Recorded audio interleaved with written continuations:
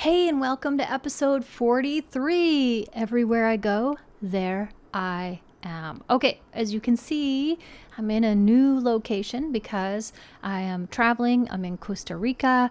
I am breaking up with my kids, broken up with my kids, and that's why I'm here having a eat, pray, love adventure. And I realize, and like the room I'm in now is the playa room, as if you can't tell, there's like beach stuff everywhere. It's just awesome. And I've got beach hair, like the temperature's 1,000 degrees and you go surfing, and then there's so much humidity in the air that it's just, you don't even have to brush your hair. So I got beach vibes. I'm super sweaty and it's all makeshift. This everything I'm doing, I'm just holding my microphone right now and I've set up this makeshift thing and I'm not mad about it because I'm in Costa Rica and I started my day surfing this morning. So life is good.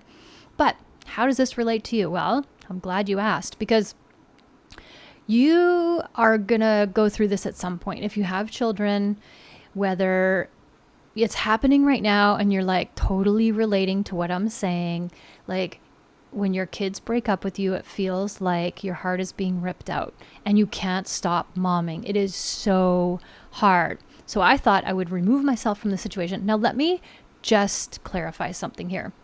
My kids are amazing. They would never tell me that I'm still momming and all that kind of stuff. It's just a me thing. I'm like, this is hard.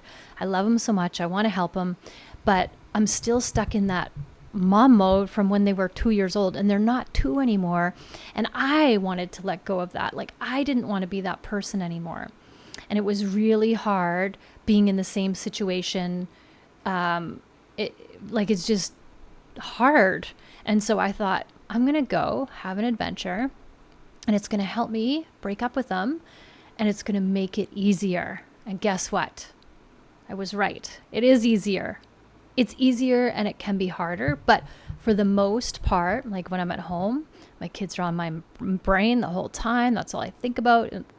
We all live together, so I'm always like wanting to help them with stuff, and it's just like, stop. I can't stop. So I went on this adventure here, and it really is helping. Like I really miss them, being around them all the time.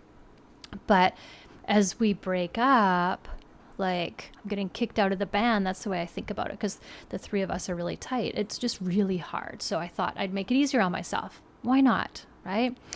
But what I realized is when I go to Costa Rica, everywhere you go, there you are. So you can never escape yourself, nor should you try, because that usually ends up in like chaos and addiction and all these escapism things that happen.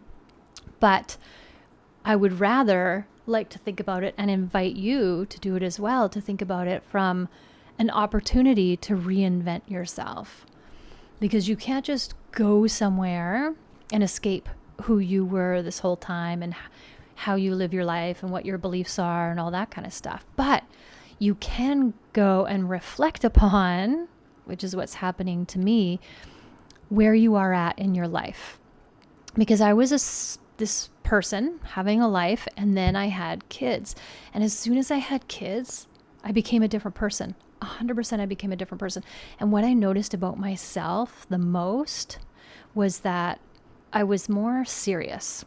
When I think back to who I was before I had kids, I was very adventurous. I did a lot of traveling. And I was always like the one organizing stuff. And my friends used to call me Julie McCoy because I would always like have stuff on the go and invite everybody along. And then when I had kids, that changed, obviously. And it's not a bad thing. It was just different. That's all. And then you get into that world. And it's been like 20 plus years that I've been in that world. So now that I'm here, it was a big wake up call because I showed up still as that person, but I'm trying to let go of her, if that makes sense. I can see myself being that person when I'm here, and I'm like, nah, I don't want to be that person here. Like, I don't need to be that person anymore. I can be this person over here. This is the person that is not 100% sure who she is or what she wants, but she wants to go have adventures to find out. She wants to see what lights her up, what makes her happy. And it's funny because when you're traveling by yourself, you're really aware of what you're thinking in your mind because you don't have a lot of distractions. And I'm learning even more about myself. Like, I've done a lot of work on myself over the years, but I'm learning so much just in this one little experience about who I really am and what I'm ready to let go of and what I want to invite into my life. What do I mean by that? I mean, like, I see these thoughts that I'm having. Like, if you've ever traveled, you know that it's exciting, but it can be challenging. And if you've traveled on your own, there's nowhere to hide. You feel really exposed. And nobody around you knows what's going on. Nobody around you knows what you're thinking or doing, or that you're traveling by yourself. Nobody knows that except for you. So you really get in your own head about it. Like, you could be thinking 1,000 things. So I notice, because of the work that I do, if I'm feeling uncomfortable, I'm like, damn, that's just a thought in my head. I'm going to change it. What's my thought? And then I go about and I do my work and I change my thought. And then that changes the feeling around it. But this is really a fun, challenging experience because I really get to like test out all the work that I teach my clients, which I use all day, every day. But this is on an even bigger scale because a lot comes up when you're traveling on your own. And this, where I'm at right now, especially because for the other places that I've stayed, I've purposely put myself in a situation where there's other like digital nomads around. Like the last place I was at, I was staying in like a dorm and met so many fun people and we all went out together. And so it was super easy to make friends because I have no problem going up and just chatting to people. But where I am now, I'm on my own and I'm not sharing my space with anybody, and I'm not in a place where there's other digital nomads. So I'm walking around town trying to get the lay of the land to see if I like this town, if I want to stay longer and figure everything out.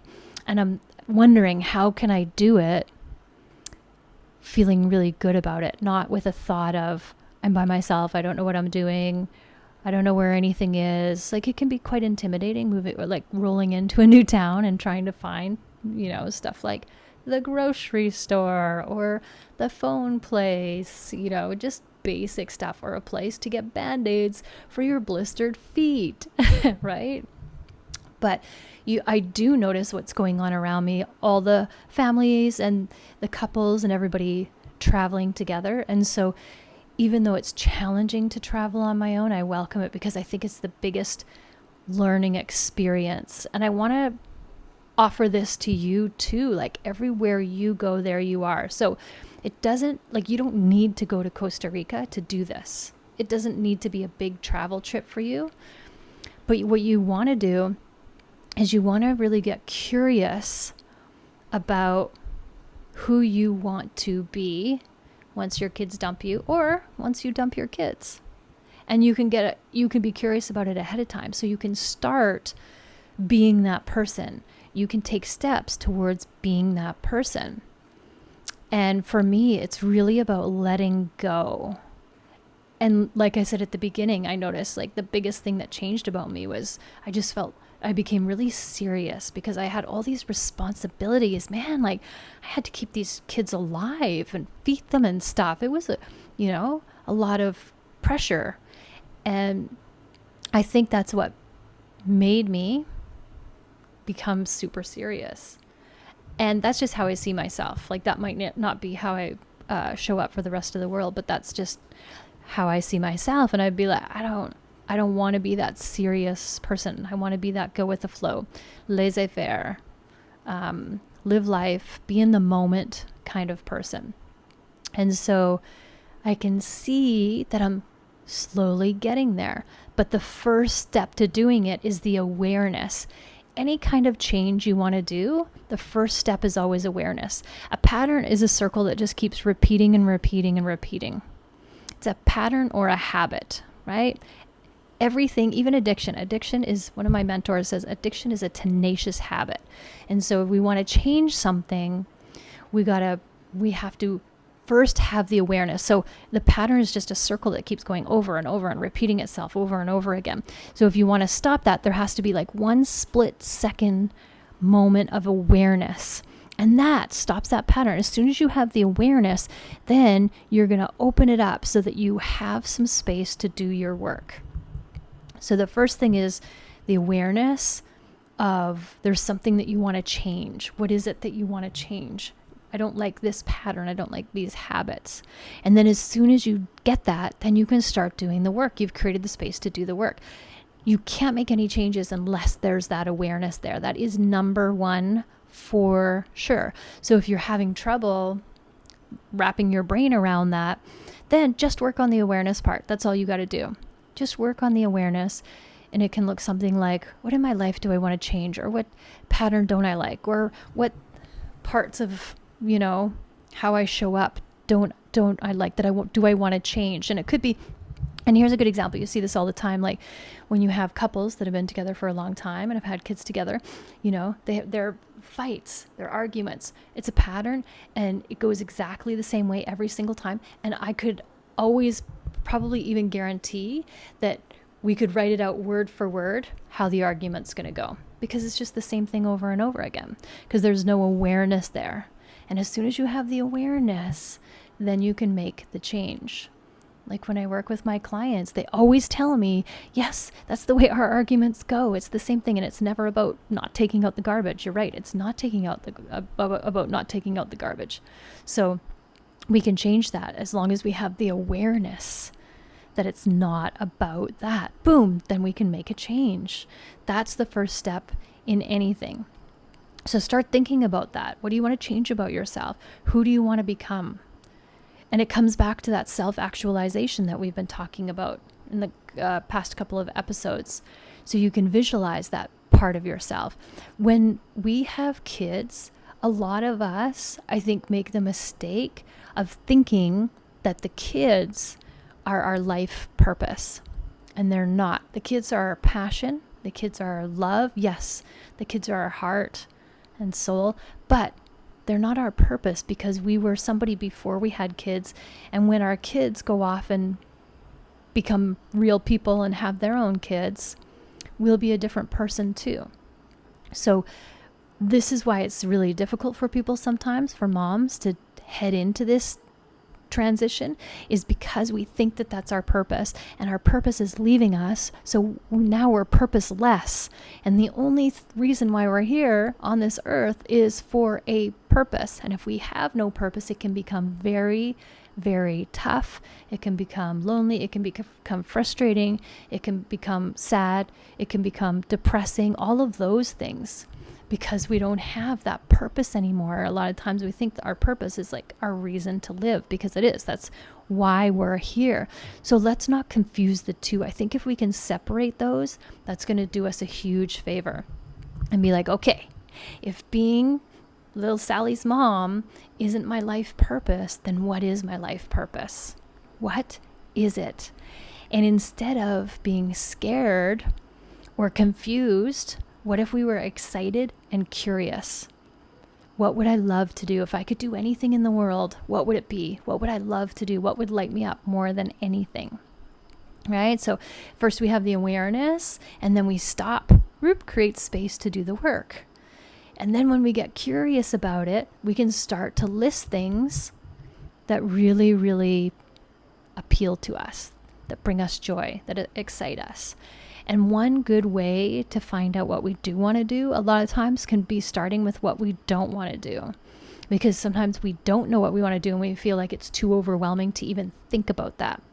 So let's start with all the things we don't want to do, right? And let's just cross those off the list, and that will help us get back on track and narrow it down. And I really the reason I keep talking about this is because I'm going through it. And I know if I have all these feelings and emotions about it, and if it's a challenge for me, then I guarantee that it's a challenge for somebody else out there. And you don't have to think that there's something wrong with you. No, I think that every single mom goes through this. It's just that we don't talk about it. And I want to talk about it. I want to normalize it. It's like having your heart ripped out in slow motion. It is so painful. And it's just like so painful that I just want to, like cut the cord. I don't want it to be dragged out because it's just so hard to let go in that way for me. And remember, this is just me. Everybody's different. You got to find your way. Find a way that works for you, that's really good for you. But I think that I just wanted to share this because when I got here, I thought it would be easy just to go back to being me, like whatever that looked like. But now I'm confused to what that actually is because I don't know what that is. But the good news is I don't know what it is. And I'm okay not knowing what it is, and I'm willing to be curious and adventurous to find out. So I know that I will find out because I'm putting in the effort, and I'm willing to like not know and to fail. And it is hard, like being here on my own, traveling on my own. There's times when it's harder than others, times when it's super easy, but it does give me a lot of time to really reflect and do the work about my next iteration of me. And I'm excited about it. But it was just today when I was walking on the beach for the sunset. By the way, the whole town comes out and watches the sunset. It's glorious. Not only is the sunset glorious, but just the fact that the whole community comes out and just is like gratitude and in awe of the sunset every single day just really warms my heart. I feel like so connected to these people that I don't even know when I'm by myself on the beach, right? But I want you to know that you can do it and it's a process, but instead of being afraid of it, let's embrace it and let's be curious and let's just have fun with it. Because if you're not aware that it's happening, then it could be harder because you're like, something's happening and I don't know what it is. And your world's going to get turned upside down. I promise you, it will get turned upside down because you are going through the biggest change ever. The biggest change. Not only are your kids leaving you and you're in menopause, your hormones are changing, your body is changing, like everything is changing. So let's just keep the change going and let's us change too. Let's embrace it. Let's look at it as like an Etch-a-Sketch. We just shake it and we can start fresh and create anything that we want. Who is it that I want to become now? And what do I want that process to look like? So for me, I'm just being really, really curious and noticing how I'm feeling in each moment. Like, I literally cried the first time that I went for a sunset surf. I literally cried because I just couldn't believe that I had created this for myself. And it really symbolized the changing for me, like the changing from identifying as Santos and Phoenix's mom to this individual woman who is creating whatever she wants and following her dreams. I literally was in the ocean on my surfboard as the sun was going down with tears of joy running down my face. It was such an amazing moment, so profound. And I want that for you too. Every single one of us has this moment, has this surfing sunset moment. And it's yours if you go out there and you create it for yourself. Now, this is you being brave. Being brave means taking action. You know that you're going to fail. It's guaranteed, so don't be surprised. And you're going to get up and just keep doing it again and again and again until you create the life that you want, until you become that self-actualized person where you're like, this is my life purpose and I am creating it now and it feels so good. And you're going to know it's right for you because of the way it feels in your body. It's going to light you up. Your heart's going to get big and you're just going to be so excited about it. You're going to fall in love with it. And it's available for you. This is our life calling. This is our purpose that we're going to really get reacquainted with. And remember, curiosity, let curiosity lead the way. And if you follow your heart and just be open to anything that comes your way along the path, you will get there. And I'm super excited for you. I am so, so excited because as I do it, I know it's possible for others. And I know what you're going to be experiencing because I'm experiencing it too. So let's all be brave together and let's talk about this stuff. Let's bring it out into the open and let's normalize it, because as women, this is a part of life and it's a big, huge part of life. And the more we can talk about it, the more we can help other women. So that's my mission. All right, you guys, thank you for listening. As always, I am so glad that you joined me today.